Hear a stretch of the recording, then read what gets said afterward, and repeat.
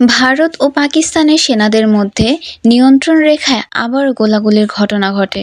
কাশ্মীর হামলার পর এ নিয়ে পরস্পর চতুর্থ রাতে দুই প্রতিবেশী দেশের সেনাদের মধ্যে গুলি বিনিময় হলো। এক বিবৃতিতে ভারতের সেনাবাহিনীর পক্ষ থেকে বলা হয়, রোববার রাতে পাকিস্তানি সেনাবাহিনীরা কুপওয়ারা এবং পুঞ্চ জেলায় অবস্থিত নিয়ন্ত্রণ রেখার গুলি বর্ষণ করে। এরপর আমাদের সেনারাও দ্রুত ও কার্যকর জবাব দেন। ভারতীয় সেনাবাহিনীদের দাবি, পাকিস্তানি সেনারা বিনা উস্কানিতে গুলি ছোড়ে। জবাবে পাল্টা গুলি ছোড়ে ভারতীয় সেনারাও। পহেলগাঁওয়ে ভয়াবহ হামলার পর এ নিয়ে টানা চতুর্থ রাতে নিয়ন্ত্রণ রেখায় গোলাগুলি হয়। এনটিভি বলছে, গত সপ্তাহে দুই দেশের মধ্যে উত্তেজনায় বাড়ার পর পুঞ্চ সীমান্তে এই প্রথম দুই পক্ষে গুলি বিনিময় হলো।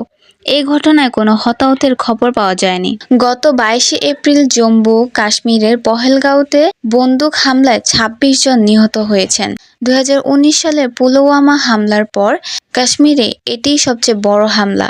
প্রায় এক সপ্তাহ পেরিয়ে গেলেও এখনও প্রকৃত দোষীদের গ্রেফতার করতে পারেনি পুলিশ। অবশ্য সন্দেহভাজন শতাধিক সন্ত্রাসীকে আটক করা হয়েছে।